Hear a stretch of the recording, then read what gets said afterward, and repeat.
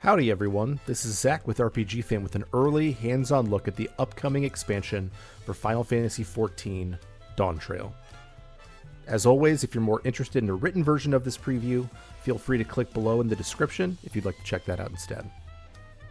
Final Fantasy XIV Endwalker is an almost impossible act to follow, bringing a story 10 years in the making to a close with some of the most emotional and poignant storytelling in the genre, along with all the rest of the excellence we've come to expect from Final Fantasy XIV, led it to be our runaway game of the year in 2021, and at least in my eyes, it was more than deserving. But no one would disagree that Endwalker is a lot. It's dark, tense, and filled with pathos. Our Warrior of Light has certainly gone through it. So, what did Yoshi P and his team decide to do with the next expansion, Dawntrail? Take us on vacation. That's certainly a change of pace, and one that I'll admit I've been concerned won't live up to what the team has built with this game. But after getting the opportunity to go hands-on with Final Fantasy XIV Dawntrail for several hours, my biggest takeaway is this. I'll be there day one, pina colada in hand, ready to hang out with my best video game friends on the beach. To start the event, Yoshi P discussed adjustments for Dawntrail with us. As exciting as it was to meet him in person, Yoshida didn't have much new information to share. He mostly covered information we've heard before, but he did highlight that the team is making changes to maintain the quote-unquote long-term health of the game, specifically commenting that while some previous expansions have focused on bolstering the single-player experience, Dawntrail will instead focus on the MMO in MMORPG. He didn't comment much on what that means, but we know there will be new content in the patches for the Relic Grind, a la Boja and Eureka. After a somewhat disappointing and bare patch cycle for Endwalker, I'm excited to see what they do to keep me logging on every day to play my favorite game.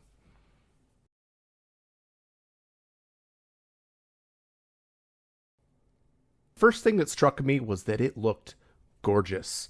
The updated lighting work was especially impressive on the characters themselves and in the different environments we explored. I know some have expressed disappointment after the benchmark, which was just updated this week, but they're continuing to work on how things look. Yoshi P also assured us that work is ongoing to refine Dawntrail until release, so it might look even better once the full game drops. Oh, and the ability to apply two different dyes to gear is finally here, and the results look great. I know many of my friends will get lost for hours with the new glamming possibilities. It's a good thing they're updating the graphics too, because the new zones, towns, and dungeons are detailed, colorful, and most strikingly, massive. We were allowed to explore 3 previously announced zones, the new hub town of Tulia Lal, and, excuse my pronunciation here, the areas Urkopacha and Kazamauka. Each zone was full of fates and hunt marks, and we had access to every combat job level to 100, allowing us to see their full kit. Finally, we could run the new level 91 dungeon, Ahiyu Katumu. Outside of their scope, one thing that is consistent between all the places I got to see is that the feel is very cohesive, bolstered by the music at various points as well. Soken continues to impress with his range, even going for a fun, jazzy blend with a tune for Tulia Lal. It makes sense because Tulia Lal has the feel of a place where many different people and cultures come together to create something whole and unique. The space itself is easily the largest hub town in terms of pure landmass that we've seen so far in the game, and it almost feels like there are different neighborhoods as you stroll through the various streets and housing structures. There's nothing like it in Final Fantasy XIV yet, and I can't wait to meet the people of this space. That same philosophy extends to the 2 explorable zones, too. Usually, I'd try to break them both down separately because of their different feels, but honestly, there's just too much packed into both Urkopacha and Kazamauka that I can't name a single feel for any of the spaces. There are tiny towns tucked into the sides of mountains, massive rising towers off to the other side, and lush, beautiful trees off to the south of another. This variety is only enhanced by the sheer verticality of each zone, with each layer having its own character and voice, ready to be filled with unique people and tribes. Certainly, this isn't the first time the developers have put multiple tribes in the same space, but in Dawntrail, each area of each zone feels so unique and distinct that I think we'll actually see how these people live, not just through quests, but by how they design their space. What's most impressive is how all of this ties together into a cohesive space, held together by its tropical stylings and stunning music. However, the developers may have impressed me the most with the new dungeon, Ahiyu-Katumu. The best word to describe it is just fun. Sure, I've had a blast in plenty of dungeons over the years in Final Fantasy XIV, but it's the conceit of the dungeon itself that really distinguishes it here. While I don't have much context, it's clear from the interactions throughout the dungeon that the contest at the center of Dawntrail's narrative is already in full motion, with other contestants trying to foil your progress throughout, even some of your old friends. It never feels overly serious, and frankly, the word fun seems to extend to the members of the party as well. They seem to be having a blast, and I think you will too.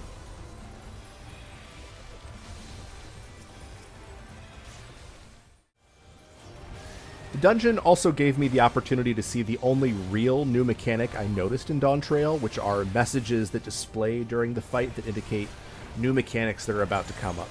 I know it sounds sort of like a cast bar, and honestly that's essentially how these messages seem to function so far, but it's worth keeping an eye on how the developers use this feature going forward.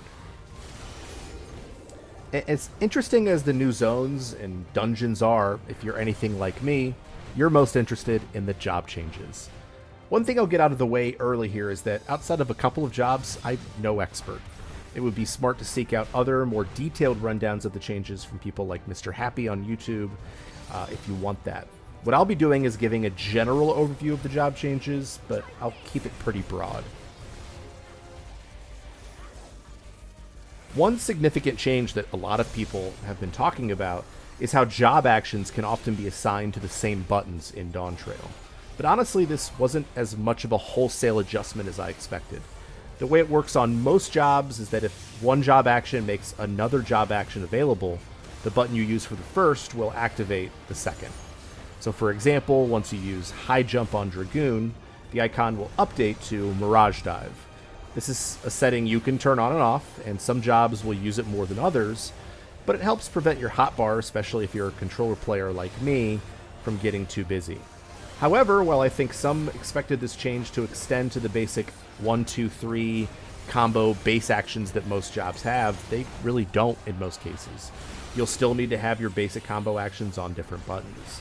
I'm not sure why they haven't gone all in on the change for this yet, but I think it is inevitable in the future. Otherwise, there seem to be two approaches to job changes in Dawntrail. Either it will extend and slightly expand what the job is doing if they thought it mostly worked in Endwalker, or they'll sand some of the edges off of the jobs that might have been a little too busy or a little too complex, while still maintaining their basic identity. This latter approach is most apparent in jobs like Astrologian and Ninja, two complex jobs that still basically feel the same as they did in Endwalker, but now they are much more approachable, and you're less prone to make mistakes. Maybe the best way to explain these two approaches is with my two main DPS jobs, Reaper and Dragoon. Reaper is in good shape in Endwalker, with solid, approachable rotation that provides some opportunities to optimize with skill. Outside of adjusting one ability gauge gain to prevent overcapping on a resource, Dawntrail really only adds two actions. One is an additional OGCD to use during Enshroud, and another that builds on the Enshroud finisher under certain circumstances. Otherwise, the job is mostly as you remember it in Endwalker. Dragoon, on the other hand, is sometimes considered too busy in Endwalker, so they've eliminated one buff, Dragon Sight's gone. They've eliminated a jump, Spine Shatter Dive, gone. They have added a gap closer, and they've made your burst, which is the Eye of the Dragon, fire at the beginning of the fight. There are a few added combo actions to your jumps without adding additional buttons too. It still feels like Dragoon, but managing all the double weaving is easier, and they've definitely made it much simpler to approach. Regardless, the goal seems to be to raise the floor on some of the more challenging jobs, while also allowing the more hardcore players to focus on their burst phases in maybe a more approachable way. To me, that's a good thing for the game's long-term health, and while it won't keep everyone happy, because of course it won't, I think it's the right approach.